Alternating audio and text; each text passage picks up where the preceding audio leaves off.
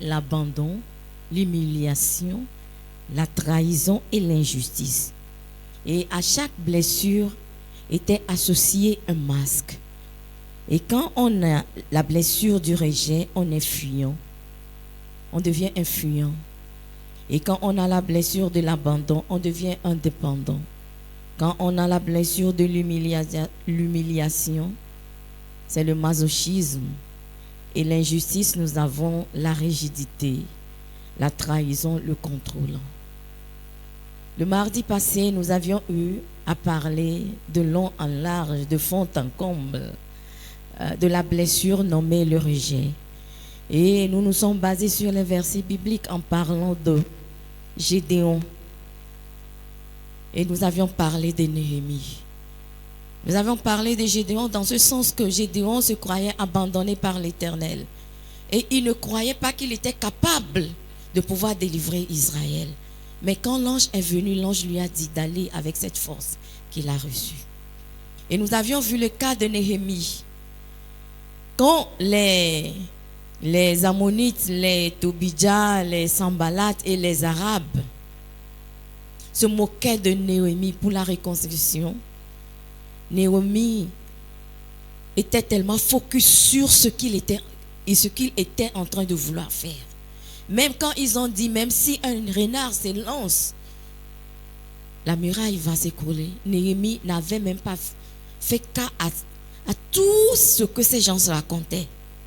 C'est dans ce sens que nous, les enfants de Dieu, nous devons nous lever comme des Néhémies de cette génération, en faisant fi à tout ce que les gens vont nous dire. Parce que étant les enfants de Dieu, nous sommes déjà marginalisés. Et si nous allons encore écouter ce que l'ennemi va envoyer les gens pour nous dire, notre adoration n'aura pas de sens.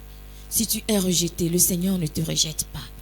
Le Seigneur lui te dit que tu es une créature si merveilleuse. Commence déjà par t'aimer et commence déjà par pardonner à ceux qui t'ont offensé. Et tu verras que ta vie spirituelle va grimper à un niveau très très élevé. Ce soir, nous allons encore recevoir l'apôtre des nations qui va nous entretenir sur la deuxième blessure qui est l'abandon. Soyez les bienvenus, apôtre. Ainsi que le Seigneur te bénisse. Amen. Le Seigneur bénisse les internautes, les bien-aimés qui sont de loin et qui nous suivent, et ceux qui sont dans la salle ici, qui sont là pour prendre part à cette séance glorieuse. Amen. Soyez bénis. Aujourd'hui, nous allons spécialement attaquer la blessure de l'âme qui est l'abandon. Et en rappel, je voudrais vous dire que la blessure de l'âme pour certaines personnes commence dans leur âge tendre. C'est-à-dire, il y a des parents qui ont vite quitté leurs enfants pour des raisons géographiques, qui sont peu présents dans la vie de leurs enfants jusqu'à ce qu'ils ne grandissent. Et aussi, il y a un autre fait qui est le décès d'un des parents et qui, très tôt, à l'âge tendre, l'enfant est blessé. Il a manqué son papa ou sa maman décédée. Et avec ce vide, il a grandi et il commence par pouvoir développer un certain nombre de choses par rapport à ce mal qui ronge l'âme de l'être humain. Et donc, ce soir, nous allons sérieusement parler de cet aspect qui est vital. Parce que quand j'étudie bien le livre de David au psaume 23, il avait mis une emphase sur son âme que Dieu a restaurée. Tous les enfants de Dieu doivent jouir de ce même plaisir de la restauration de leur âme. Et si ton âme doit être restaurée, il faudrait que nous revoyions de près l'importance de ces blessures dans nos vies. Car moi, selon mes analyses, j'ai vu que ce sont des flèches venimeuses que le diable a tirées sur nos âmes. et que nous devons enlever. Le Seigneur veut panser ses plaies, il veut enlever ses venins pour restaurer notre âme qui doit l'adorer, qui doit le louer. Comme David a dit, il dit, mon âme bénit l'Éternel et n'oublie aucun de ses bienfaits. Donc nous allons aller dans les profondeurs pour voir comment est-ce que nous pouvons être libérés de cette blessure qui est très très venimeuse. Oui, l'abandon, je m'en vais donner l'explication de l'abandon. L'abandon est le fait de délaisser, de négliger ou de se séparer volontairement d'une personne. Je reprends. L'abandon est le fait de délaisser, de négliger ou de se séparer volontairement d'une personne. Une personne abandonnée. Là, je m'en vais redonner la parole à papa pour qu'il puisse nous parler plus profondément de l'abandon. Amen. Soyez richement bénis. Nous sommes dans un contexte purement biblique et nous allons utiliser les principes bibliques pour pouvoir résoudre nos mots. Amen. La fois dernière, nous avions parlé de Gédéon. Gédéon n'était pas né en Égypte. Gédéon ne connaissait pas l'Égypte. On lui avait raconté l'histoire. Mais il n'avait pas bien maîtrisé les réelles causes des fléaux dont ils sont sujets, parce que lui, il a grandi, il a vu l'oppression des Madians et qui dérangeait énormément le peuple d'Israël. C'est pourquoi quand il a croisé l'ange et l'ange lui parlait, il dit, l'Éternel est avec vous. Si l'Éternel est avec nous, pourquoi toutes ces choses? L'Éternel nous a abandonnés. Donc, ici, vous pouvez être blessé sur la base d'une fausse histoire qu'on vous a racontée. Gédéon ne savait pas que c'est parce que le peuple lui-même, Israël lui-même, avait abandonné Dieu et que Dieu l'a abandonné. Ça, c'est un autre domaine. Israël a abandonné, il a violé l'alliance qui était entre lui et Dieu étant 3 fois saint, ne pouvait pas se contredire. Dieu s'est retiré. Donc ce n'était pas Dieu qui les a abandonnés, mais c'est eux plutôt qui ont abandonné l'alliance de Dieu. Et c'est pourquoi ils étaient épris entre entre l'étau et l'enclume, sinon le marteau et l'enclume. Alléluia. Donc il a dit, l'Éternel nous a abandonnés. L'Éternel nous a abandonnés. Dieu ne peut pas abandonner son peuple. C'est le péché qui nous éloigne de lui. Donc je voudrais souligner cet aspect important pour ramener tout le monde à la case de départ. Prenons encore l'histoire de David. David était littéralement abandonné par son père, ignoré, méprisé par ses frères aînés. Amen. Amen. Mais lui, nous avions vu son comportement. Il a su exploiter cette mauvaise condition en développant sa dépendance de Dieu. Amen. Amen. David a développé sa dépendance de Dieu. Il a utilisé cette opportunité pour connaître mieux Dieu et grandir dans le Seigneur. Ça, c'est très important. Donc, ce qu'on constate aujourd'hui, c'est que ceux qui souffrent de ce mal, ils ont des comportements très bizarres. L'un de ces comportements qui a une émotion négative, c'est la colère. Vous voyez, c'est la colère. À tout bout de champ, la personne se met en colère. Je vous donne l'exemple d'un pasteur qui était en famille avec les enfants de son grand frère et sa propre famille, quelque part en train de manger. Et le pasteur a demandé à sa nièce, est-ce que tu as pu faire les demandes d'emploi? Il voulait savoir si oui, il va prier par rapport à ça. On était en famille. Le pasteur était en famille. Mais après la personne qui souffre de ce mal, qui est la blessure de l'âme, qui est l'abandon, avait pris cela de travers. Vous voyez? Elle avait pris cela de travers. C'est comme si le pasteur, son oncle, voulait l'humilier. Vous voyez ce que je suis en train de dire? C'est-à-dire que c'est un mal qui nous rend complètement négatif. Et puis, une erreur qui est commise devient intolérable. Et ça peut gâter comme ça les relations. Alléluia. Je ne sais pas si tu as encore quelque chose à ajouter par rapport à ça. Parce qu'il faut qu'on sache. Parce que si à chaque mot, il y a les symptômes et les causes de ces maux dont nous souffrons. Comment ça se manifeste et quels sont les symptômes et comment être guéri de ceux dont nous souffrons. Alléluia. Alléluia. Et je connais certains qui n'ont pas grandi avec les parents. Moi-même, je n'ai pas grandi avec mes parents. Vous voyez, je n'ai pas grandi avec mon père ni avec ma mère. Donc, s'il faut parler de ce vide, de ce manque d'amour paternel, maternel, j'en ai encaissé 100%. C'est-à-dire des deux côtés. Amen. Mais quand je m'étais ressaisi, j'ai compris la chose, j'ai commencé par travailler par rapport à ça. Et Dieu a commencé par faire de grandes choses. Donc, il faut qu'on fasse ressortir ce qu'est le comportement de ceux-là qui sont souffrants de cette blessure de l'âme qui est l'abandon.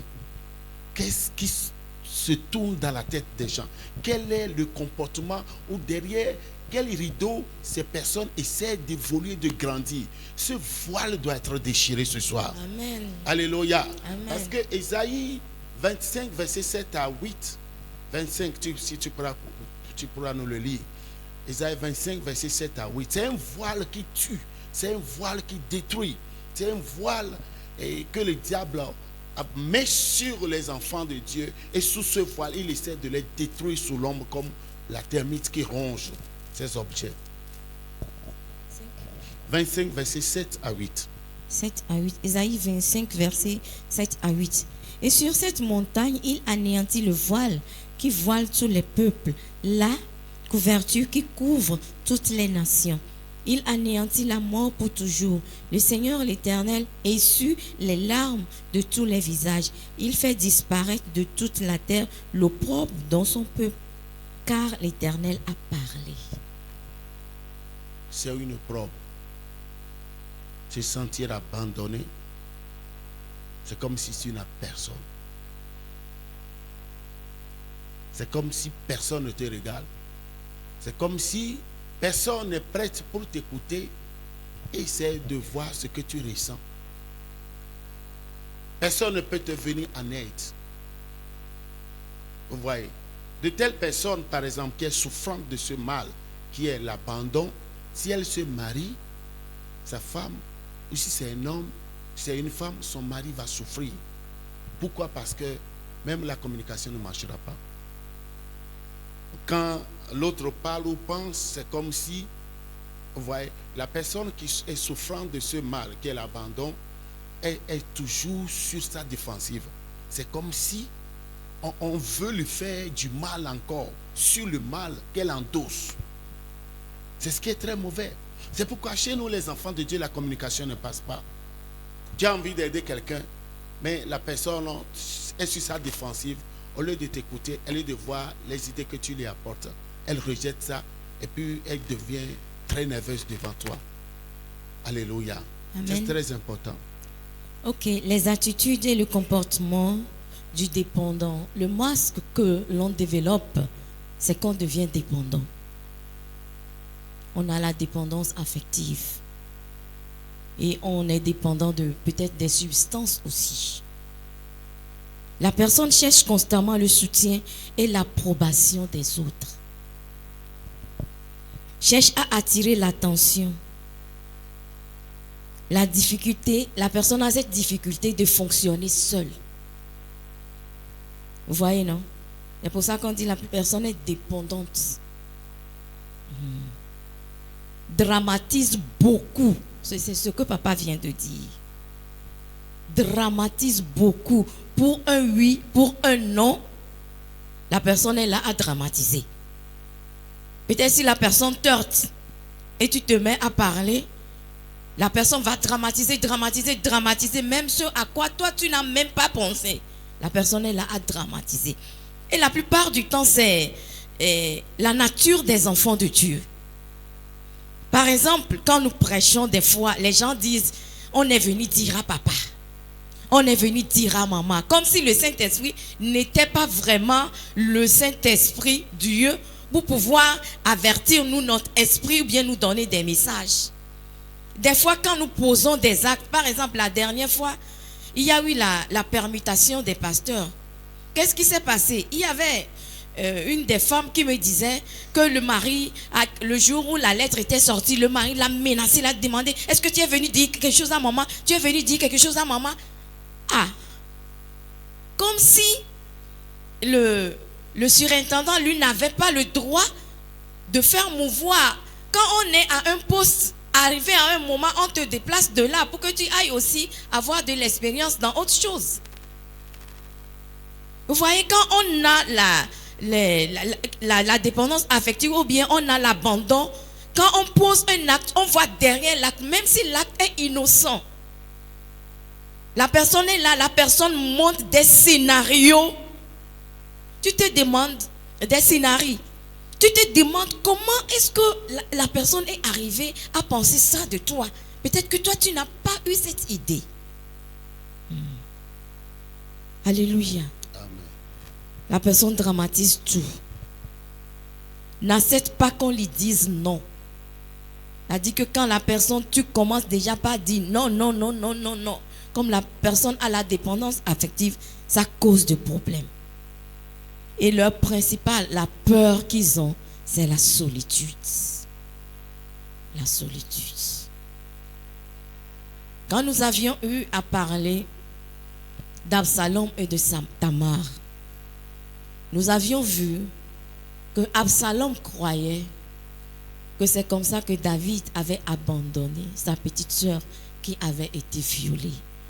Et nous allons voir qu'il y a eu une colère. Il a mûri une colère en lui. Et c'est cette colère qui l'a détruit. L'abandon. Nous devons tout faire pour en sortir. Papa, vous avez la parole. Oui, Dieu, nous sommes des enfants de Dieu, comme je le disais. Et Jésus nous a sauvés pour restaurer notre dignité. L'homme a été créé par Dieu dans le jardin d'Éden. Amen. Ce jardin a été pour Adam et Ève. Nous, aujourd'hui, nous pouvons décider de créer notre jardin d'Éden. Là où nous allons vivre paisiblement. C'est pourquoi, quand le don du salut nous a été octroyé, il faut que nous suivions les formations pour les autres réglages. Amen. Amen. Alléluia. Et ce dont il s'agit ici, c'est que Dieu est tout pour nous. Amen. Dieu est tout pour nous. Nous devons apprendre à nous confier à lui, Amen. à nous dépendre de lui. Amen. Dieu est tout pour toi. Amen. Alléluia. Amen. Ça, c'est une option. C'est une option. Si je sais que les gens ne m'aiment pas, pour vous dire la vérité, les pasteurs au Togo, quand ils voient la manière dont, par exemple, je fais les choses, ils se posent 1001 fois des questions. Il y a des gens qui pensent que je suis Ibo. Il y a des gens qui ne croient pas que je suis Togolais. Alléluia. Amen. Il y a des histoires bizarres que les gens conçoivent de moi, de ma personne. Vous voyez? Et si je ne fais pas attention, j'allais suivre leur conception, le spécimen qu'ils m'implantent. Je vous donne mon exemple pour que vous sachiez que, quelles que soient les raisons que vous allez évoquer, peut-être que vous êtes concerné par ces 5 flèches qui sont des blessures émotionnelles. Mais sachez que si nous voulons aller à l'école du roi David, David n'a jamais été aimé par ses parents. David n'a jamais été considéré par ses parents. David n'a pas grandi avec sa maman. Il a été recueilli par son père, mais lâché dans la brousse, avec le petit troupeau de son papa. Quelles que soient les situations dans lesquelles nous nous retrouvons aujourd'hui, si nous savons que Dieu est là et Dieu est tout pour nous, ce que nous devons faire, c'est d'apprendre à se confier à lui. C'est ce que David avait compris. Et ça lui a donné droit à une inspiration pour rédiger le psaume 23, que je nomme le plus puissant de tous les psaumes. Amen. Il est très court. Et je sais que tellement qu'il est puissant qu'on n'a pas voulu le charger par plusieurs versets. Écoutez-moi très bien. Parce que celui qui a créé l'âme, si on ne se retourne pas, ne va pas vers lui pour penser l'âme blessée, quelles que soient nos sciences, même la psychologie ne pourra pas résoudre ce problème. Vous suivez ce que c'est en train de dire. Et donc, par ma petite conclusion, je voudrais vous inviter à regarder à méditer ce que le roi David nous a laissé comme un remède curatif, qui est le psaume 23. Il a dit, l'Éternel est mon berger, je ne manquerai de rien. Vous êtes rejeté, c'est un fait. On ne vous aime pas, c'est vrai. On ne vous considère pas, c'est vrai. Vous avez manqué d'affection. Et votre attente n'est jamais assouvie, c'est ça? Et tout est vrai. Mais la solution se trouve auprès de notre Dieu. Alléluia. Amen. Il a dit, l'Éternel est mon berger et je ne manquerai de rien. Donc allons dans les dimensions des brebis et prenons Dieu comme le berger de notre vie. Toute notre vie, la prise en charge de notre vie le regarde. Il suffit seulement qu'on lui dise, voilà ce dont nous souffrons. Il est intelligent. Il sait là où il doit nous faire reposer dans de verts pâturages. Et le vert pâturage est le bon endroit où la nourriture est fraîche. Il sait quand et comment nous conduire près des eaux non troublées, mais qui sont très claires. Parce que les dangers sont là.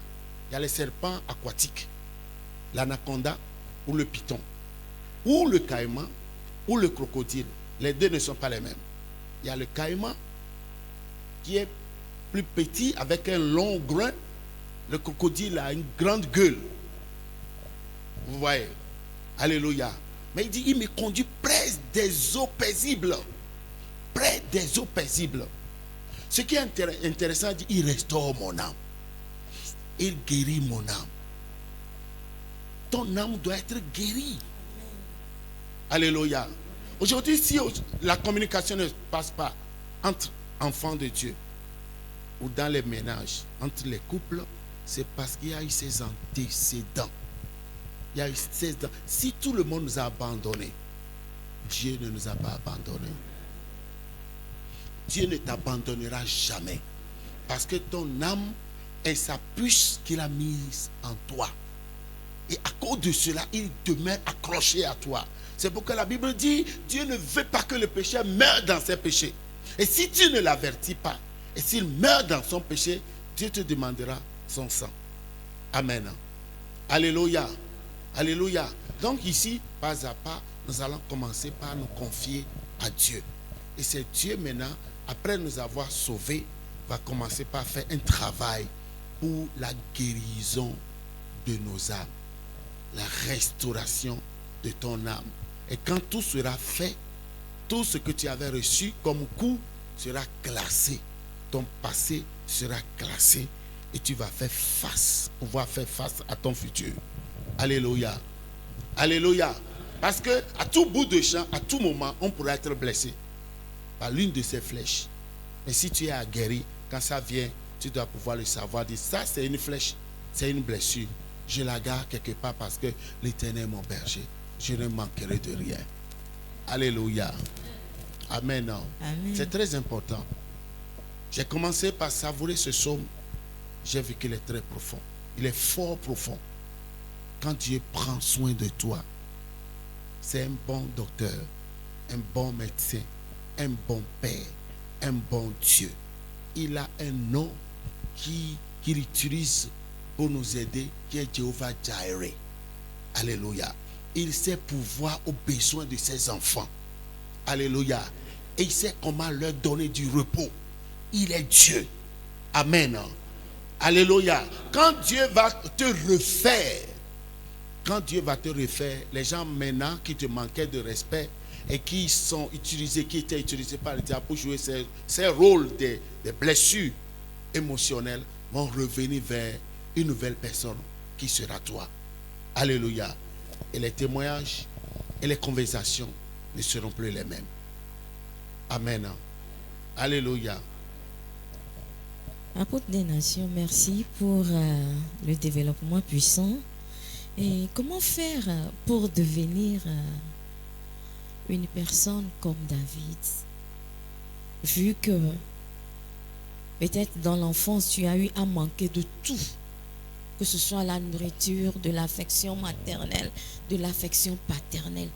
Le manque était le quotidien. Comment faire pour devenir comme David? Amen. Amen. David avait un secret. Ce secret, c'était l'amour qu'il a pour son Dieu. L'amour. Et quand il a découvert, il a trouvé tout en lui. David a trouvé son père en Dieu, sa mère en Dieu. Il a trouvé Dieu dans ce Dieu-là. Amen. Et il a su vite extérioriser ses talents. Ce qu'il a sauvé, c'est qu'il avait commencé par chanter. Il avait sa harpe. Amen. Ça, c'est très important. Aujourd'hui, il y a beaucoup de personnes qui ont eu la grâce du salut, mais qui n'aiment pas Jésus. Ça, c'est profond. Explique-nous. Qui n'aiment pas Jésus. Qu'est-ce que c'est que l'amour? C'est ça. Qu'est-ce que c'est que l'amour? L'amour, c'est quand tu es prêt à donner ta vie pour ton prochain. Jésus nous a donné le bel exemple dans Jean 15, verset 13, 12 à 13. Tu pourras nous le lire.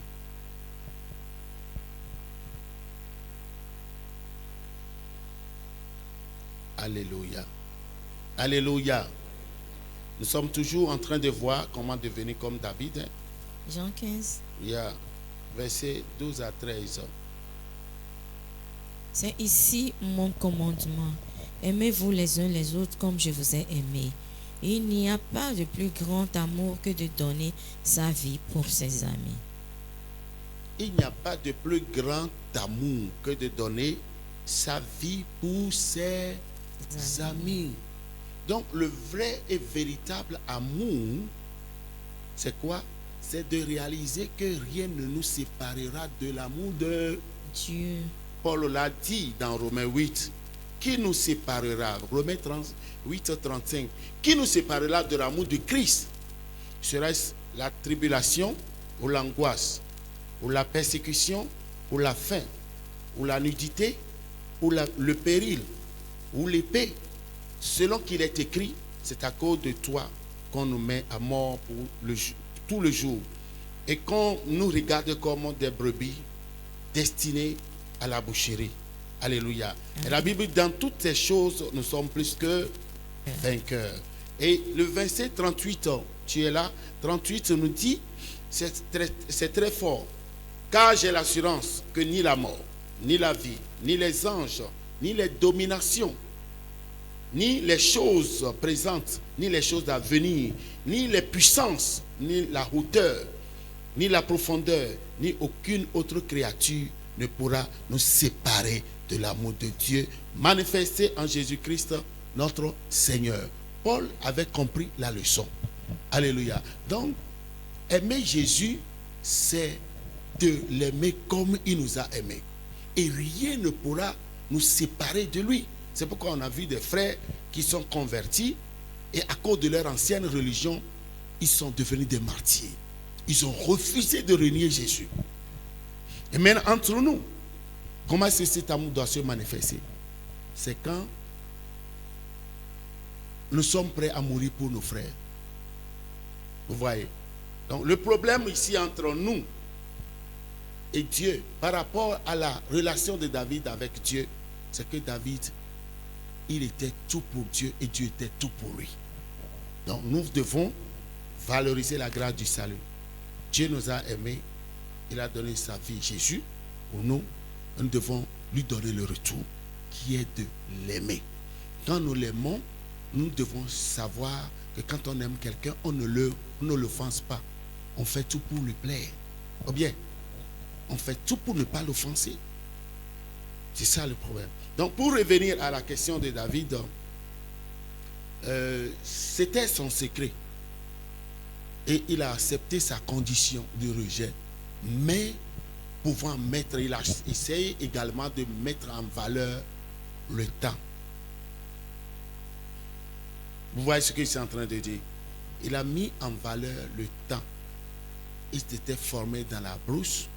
Il a reçu son agrégation de leadership. Il avait tué des lions, des panthères avec ses mains. Quelle onction était sur cet homme-là. Donc c'est ce qui a fait que le jour où il a rencontré Goliath, quelle que soit sa taille, il était grand de taille de 3 mètres. Goliath, il ne l'avait pas effrayé. Parce que le cœur de David a vu le lion plus puissant qu'un être humain. Et il a accepté à l'affronter. Alléluia. Donc son amour pour Dieu lui a permis de grandir dans cette communion. Et ça a forgé son caractère de leader. Et c'est ce qui l'a aidé. C'est pourquoi il nous a laissé les écrits. L'Éternel est mon berger. Je ne manquerai de rien. Et qu'est-ce que nous dit Psaume 91, les tout premiers versets? Psaume 91. C'est très important. Alléluia. Si nous pouvons revenir à Dieu, et Dieu se sent aimé par nous, quels que soient les coups que l'ennemi va nous donner, on s'en sortira. Croyez-moi, on s'en sortira. Psaume 91. Celui qui demeure sous l'abri du Très-Haut repose à l'ombre du Tout-Puissant. Je dis à l'Éternel, mon refuge et ma forteresse, mon Dieu en qui je me confie. Celui qui demeure à l'abri du Très-Haut, c'est ça? Oui. Repose à l'ombre du Tout-Puissant. Voilà, il a compris que cette ombre-là, c'est l'ombre de Dieu. Amen. Amen. Cette ombre, c'est l'ombre de Dieu. Vous vous rappelez de l'histoire là que je vous ai racontée? L'histoire des 3 poissons? Vous vous rappelez de ça? Hein? Et 3 poissons ont élevé leur voix pour demander à Dieu de leur trouver une solution, parce que dans la grande mer, ils ne sont pas en paix, ils ne sont pas en sécurité. Et Dieu est descendu vers eux pour les écouter. Et la doléance du premier poisson était que quand une baleine, bien un requin voulait les prendre, les attraper, que Dieu lui donne la capacité de voler, sortir de l'eau comme ça, lui donne les ailes de sortir de l'eau pour voler dans les airs jusqu'à un moment avant de descendre dans l'eau. Dieu lui a dit, ta requête est exaucée. L'autre poisson dit, quand un requin ou bien un autre poisson plus puissant que moi voudra m'avaler, que Dieu me donne le temps de sortir de l'eau pour aller rester dans une petite mare à côté. Et Dieu lui a dit, ok, ta requête est exaucée. Le troisième dit, je voudrais que l'ombre du Tout-Puissant soit derrière moi. Et quand quelqu'un va m'attraper, et que cette ombre me protège. Et Dieu lui a dit, ta requête est exaucée. Maintenant, le jour de chacun est arrivé. Vous suivez? Celui qui a demandé à avoir des ailes pour voler dans les airs, son tour est arrivé et il est sorti. Entre-temps, l'aigle est en train de passer. L'aigle a dit Alléluia. Et il a attrapé Crocro. L'autre là qui est sorti de l'eau pour aller rester dans une petite retenue d'eau, vers midi, l'eau a tari et il est mort là-bas. Et le troisième, quand il était ciblé pour être attaqué, l'ombre de Dieu l'a protégé. Ça, c'est Psaume 91, ça. David avait valorisé ça. Qui demeure. Est-ce que nous demeurons à l'homme du Tout-Puissant? Le péché ne nous donne pas le temps. Tantôt on est là, tantôt on est de l'autre côté. Vous voyez. Donc, la vie, le secret du roi David était sa discipline. Après avoir découvert Dieu, il était discipliné. Il a mis Dieu à sa place. Lui, David, il reconnaissait sa place. Et Dieu a joué pleinement son rôle dans sa vie. Amen. Amen. Ça devient intéressant, non? Comment faire pour devenir un vrai adorateur, une vraie adoratrice comme David? Alléluia. Amen. Amen. C'est la demande du ciel. Jean 4, 24, 23 à 24, on dit, l'heure est venue et elle est déjà là. Les vrais adorateurs adoreront le Père en esprit et en vérité. Et il s'est dit que ce sont là les adorateurs que demande le Père. Comment faire pour y arriver? Nous devons remarquer, pour reconnaître que nous avions eu des anciens hôtels qui sont devenus des hôtels et alliances de réclamation de nos parents qui nous réclament, qui créent l'instabilité que nous devons d'abord destituer, que nous devons d'abord détruire. On pourra le lire rapidement dans Ésaïe 41, verset 4. Ça, c'est très important. Si nous ne reconnaissons pas les dieux dont les adorations sont reconnues chez nous, nous allons prétendre adorer Dieu. Ils sont sur nos pas et ils vont nous fatiguer. Ésaïe 41, verset 4. 61, verset 4. Suivez très bien. Ésaïe 61, verset 4.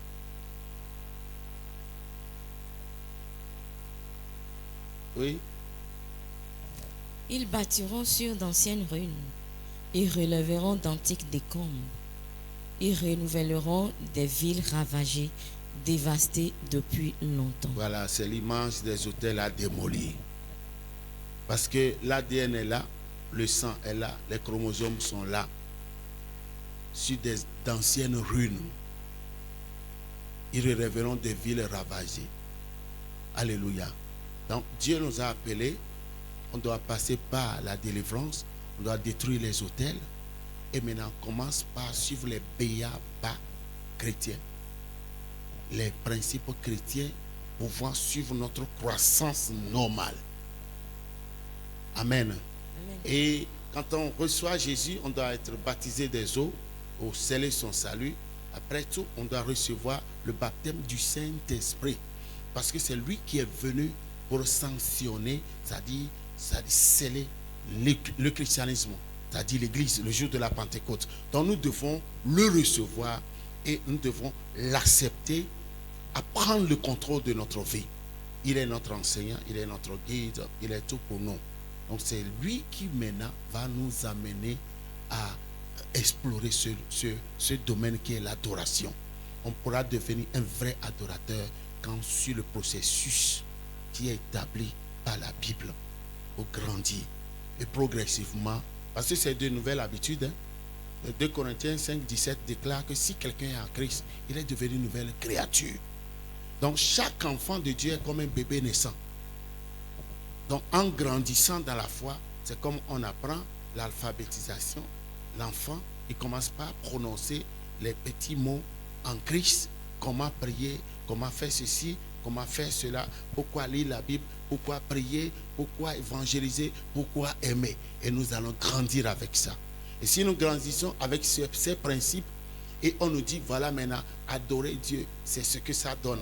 Louer Dieu, c'est ce que ça donne. C'est pourquoi il y a le suivi. Amen. David n'avait, son miracle, c'est quoi? Il n'avait eu ni père, ni mère spirituelle. Son papa spirituel, Samuel, était quelque part.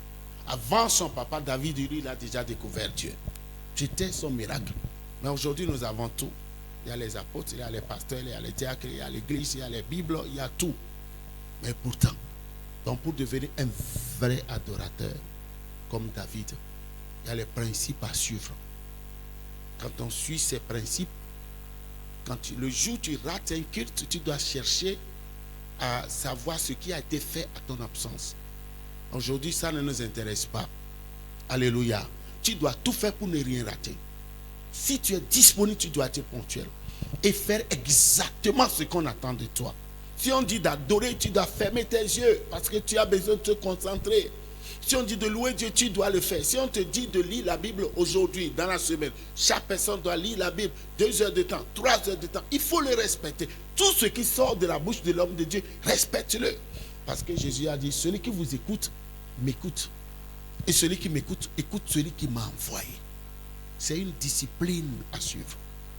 Et quand on boycotte ce protocole, ça ne marche pas. C'est pourquoi nous avons des gens non cuits qui sont devenus des problématiques dans nos églises. C'est très important. Et Dieu est à la recherche des vrais adorateurs. Pour en finir, c'est l'adoration qui va nous amener au ciel. Là-bas, il n'y aura plus de prédication. Il n'y aura plus de guérison ni de délivrance. Il n'y aura que les louanges et l'adoration. Amen.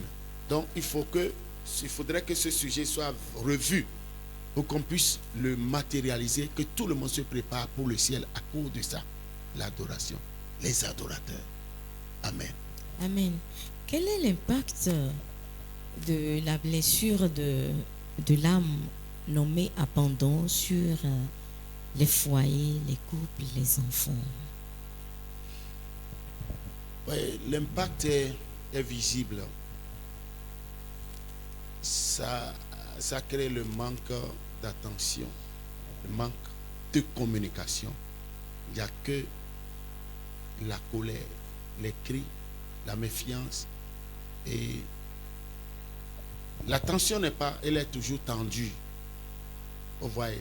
Parce que si monsieur veut parler à sa femme, et que la femme prend de travers la chose, peut-être que c'est elle qui est blessée, ou bien si c'est la femme qui veut parler à son mari, le mari prend la chose de travers, ça ne marche pas.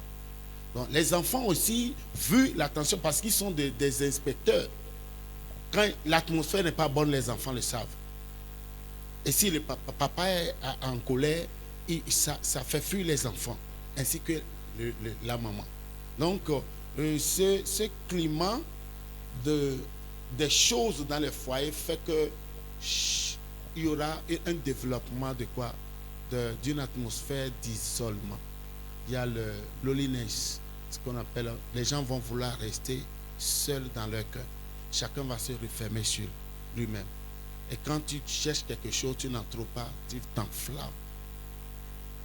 Tu deviens nerveux à tout bout de champ. Et là, il n'y aura plus de blagues, de pagailles pour rire dans la famille, tout ça, dans le foyer. Ces choses n'existent pas à cause de ça. Donc c'est un mal qui ronge le foyer. Je crois que c'est ça. Si tu as quelque chose à ajouter. Et si on se rend compte que un des partenaires est blessé, qu'est-ce qu'on doit faire en réalité? Parce que on a dit que le masque, c'était la dépendance affective. Ce qui veut dire que la personne va vouloir chercher de l'amour coûte que coûte. Et eux, ces gens ont peur de rester seuls. C'est leur grande peur, ça. La peur d'être abandonné une fois encore. Mais quand on est en présence d'un partenaire ou bien d'une partenaire et on lit l'abandon dans la vie de cette personne, comment est-ce qu'on doit se comporter pour aider cette personne à sortir? Oui, quelqu'un pourra faire la lecture. Mais si le malade ne sait pas ce dont il souffre, ça devient une autre chose. Donc il faut maintenant expliquer à la personne qui est blessée, qui souffre de ce mal, essayer de lui expliquer de ce qui se passe dans sa vie. Et maintenant, si elle veut coopérer, voici les remèdes. Je ne sais pas si vous comprenez. Amen. Et pour des cas comme ça, par exemple, si c'est une femme, elle va vouloir toujours que son mari lui donne, en plus l'amour qui existe entre eux, l'amour paternel qui était le vide qu'elle a toujours gardé. Donc si l'homme n'a pas de temps pour sa femme, vous voyez. Maintenant, il faut que la personne en question soit consciente de ce dont elle souffre. Et l'autre chose, si la femme pourra l'aider, c'est bon. Auquel cas, ils vont solliciter de l'aide de leur père spirituel, le papa spirituel. Il faudra-t-il qu'il le sache aussi, que le papa sache que quelque chose comme ça existe pour leur apporter une assistance qu'on appelle la relation d'aide. C'est un suivi. Ce n'est pas un mal qui pourra être guéri du coup, mais c'est un processus pour ramener la personne à un niveau de guérison qui va lui permettre de se prendre en charge. Parce que moi, j'ai été témoin d'un cas, d'une situation entre un homme et sa femme. Franchement, la femme était vraiment une dépendante affective. Qu'est-ce qui s'est passé? Le monsieur avait dit à la femme, j'allais à la réunion de famille. À peine 17h, le monsieur était parti, je pense qu'il y avait de cela 1 heure de temps. À peine 17h, la dame commence à appeler. Tu es où? Tu fais quoi? Tu reviens quand? Et le monsieur en avait tellement marre que le monsieur a commencé par lui chanter des bêtises. Moi, j'étais à la maison. Quand la femme est venue vers moi, la femme pleurait. La femme pleurait comme si sa maman était morte ou bien et avait perdu son enfant. Je lui dis, qu'est-ce qui ne va pas? Calme-toi et raconte-moi l'histoire. Et elle s'est calmée. Elle a dit, c'est comme ça, j'ai appelé mon mari, je lui ai demandé, tu reviens quand, tu fais quoi, tout ça là, tout ça. Elle m'a repris tout ce qu'elle a dit. Et le mari lui a dit de lui lâcher les baskets qui la dérangent quoi. Que c'est quoi? Il ne peut plus sortir. Mais dans de telles situations, la femme n'est pas vraiment consciente de son état. C'est comme si c'était normal. Et je lui ai dit non, ce n'est pas normal. Ton mari ne peut pas te laisser à peine 1 heure de temps. Tu commences déjà par crier, monsieur, tu es où? Tu fais quoi? Tu es avec qui? Ce n'est pas du tout normal. C'est qu'il y a un problème. Mais quand tu es en relation avec de telles femmes, qui est une femme pour toi, qui a des enfants pour toi, comment est-ce que toi, homme, tu dois te comporter pour pouvoir aider cette femme à guérir et ne pas la blesser tout le temps? Parce que je me disais qu'elle pleurait comme si il y avait eu un décès. Là, dans ce cas, l'homme doit être très patient. L'homme doit être très patient. C'est pourquoi je parlais de la découverte du mal. Si l'homme savait que c'est ce dont sa femme souffrait et qu'elle a besoin d'être guérie, il n'allait pas se comporter comme ça. L'ignorance tue, la connaissance libère. Donc, il faut la découverte du mal. Et que si l'homme voit qu'il ne pourra pas l'aider, bon, on va prescrire à l'homme son comportement vis-à-vis de sa femme, qui est la tendresse et l'affection, d'être patient pour expliquer les choses à sa femme, ainsi de suite, tout ça là. Ça, c'est très important. Mais le gros lot, c'est le pasteur qui doit jouer. C'est lui qui doit jouer le gros rôle du truc à faire. Parce que c'est lui qui, au fait, voyez, notre ministère, il y a une partie de ce ministère qui est la conduite d'un docteur médecin qui est prêt à soigner. On pratique aussi l'anthropologie. On est au même moment des psychologues. Il y a beaucoup de choses. Ouais. Déjà, le mari, on lui a tapé dessus, donc il a commencé par lâcher ses baskets. Mais il faudrait qu'il comprenne qu'il doit être patient pour savoir ce dont sa femme souffre et aller doucement avec elle. Donc, dans ce cas, il est obligé de lui parler beaucoup, de lui donner les détails, les moindres détails de ce dont la femme a besoin de savoir. Et c'est ça. Si le mari n'est pas patient, ça va être encore très, très intéressant. C'est pourquoi nous disons que ce n'est pas un mal qu'on pourra soigner d'un seul coup. Ça va prendre du temps. C'est un processus. C'est un processus. Nous faisons semblant et quand nous rentrons dans nos foyers, il y a des choses qui se développent. et qui peuvent dépasser même les 5 niveaux de blessures. Vous voyez? Donc, si nous allons pouvoir nous dire la vérité, il faut que, si réellement l'amour existe, que chacun s'identifie et qu'il arrive à identifier ce dont, à identifier son partenaire pour savoir réellement ce dont il souffre. Ok, arrivé au terme, nous allons demander à Papa de nous conduire dans un moment de prière parce que nous nous rendons compte que nous avions presque tous ces blessures. C'est que le Seigneur nous bénisse. Amen. Amen. Alléluia. Tout est grâce. Hein. Tout est grâce. D'une manière ou d'une autre, tout le monde a reçu ces coups-là. Tout est grâce. Amen. Donc nous allons rentrer en nous-mêmes. Nous allons solliciter la grâce du Seigneur. Le roi David dit, l'Éternel mon berger, je ne manquerai de rien. L'Éternel mon berger. Il y a des gens qui ont été abandonnés d'une manière émotionnelle dans leur lieu de travail. Personne ne les regarde, personne ne les considère. Dans leur famille, les collègues. Il y a eu des amis qui ont été promus et depuis le jour où ils ont été promus, tu n'es plus leur ami. Donc c'est à un niveau. Mais nous allons rentrer en nous-mêmes pour demander, Seigneur, toi-même tu sais quand nous avions reçu ces coups. Peut-être pas à travers les tuteurs. Ça pourrait être un oncle ou une tante, ou quelque part au boulot, ou dans la famille, à travers les ex, dans la vie des ex, ou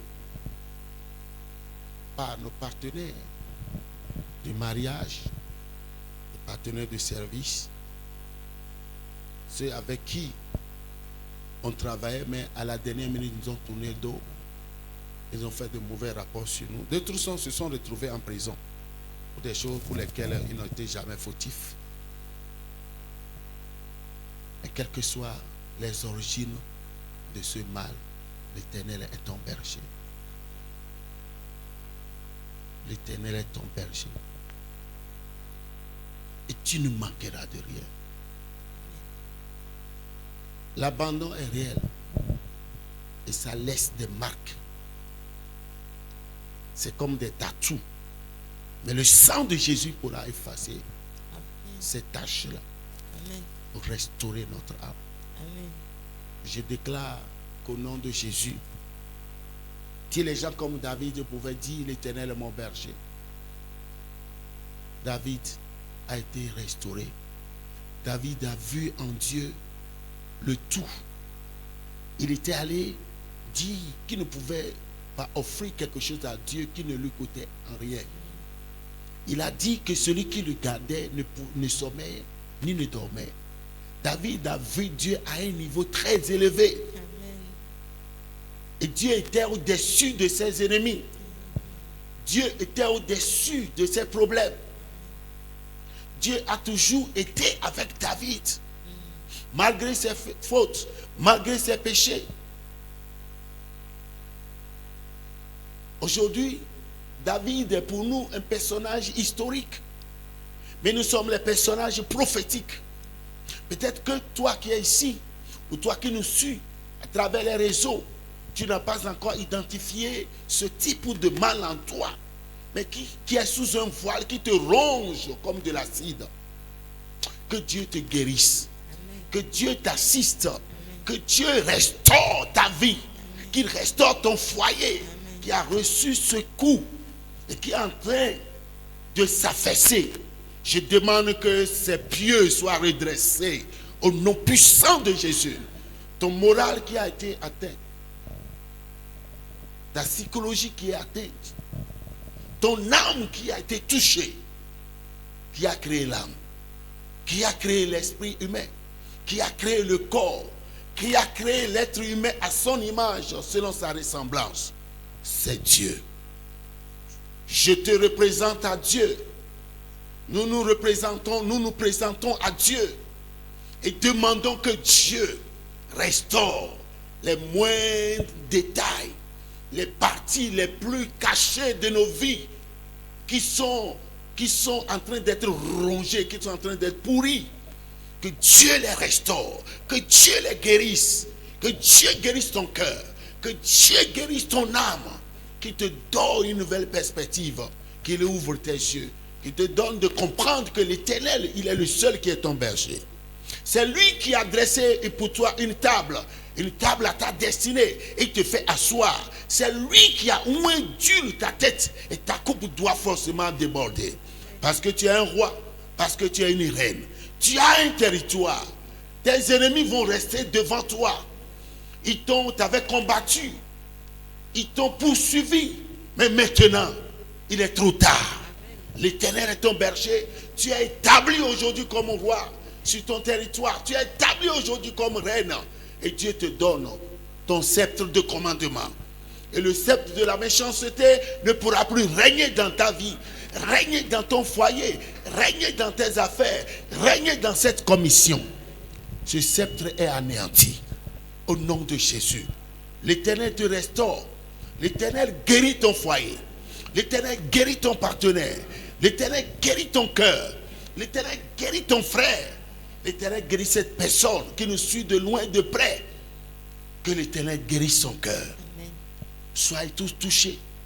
L'Esprit Saint qui est notre patron, l'Esprit Saint qui est tout pour nous, qui est venu et qui vit sur cette terre, parce que l'Église n'est pas encore enlevée. Et cet Esprit soit avec nous et qui nous aide à développer notre communion avec lui et de rester dans cette communion pour le restant de nos vies. Au nom puissant de Jésus-Christ. Amen. Amen. Pour finir, j'aimerais exhorter tout le monde à lire le psaume 23. Aujourd'hui, j'ai compris le psaume 23 dans un autre sens. Parce que j'avais l'habitude juste de réciter le psaume 23 parce qu'il y avait beaucoup de choses. Mais j'ai compris que vraiment, nous devons vivre le psaume 23.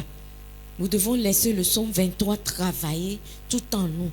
Parce que le psaume 23 dit, « Éternel est mon berger, je ne manquerai de rien. » Même si tout le monde t'a abandonné, le Seigneur, lui, ne t'abandonnera jamais. Et tu ne manqueras jamais de rien.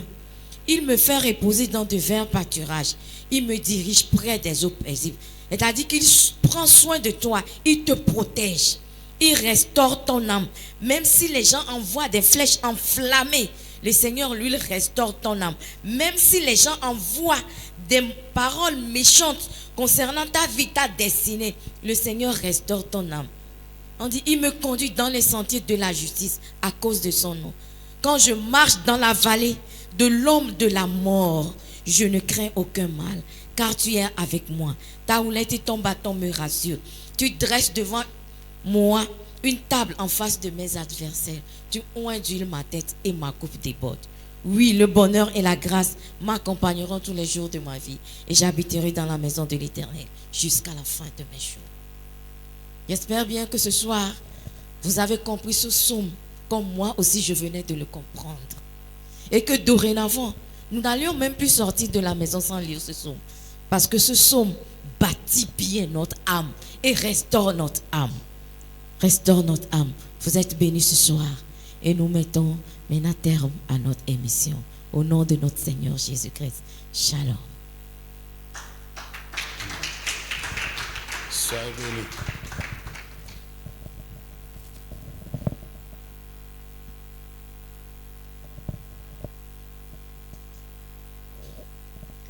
Amen.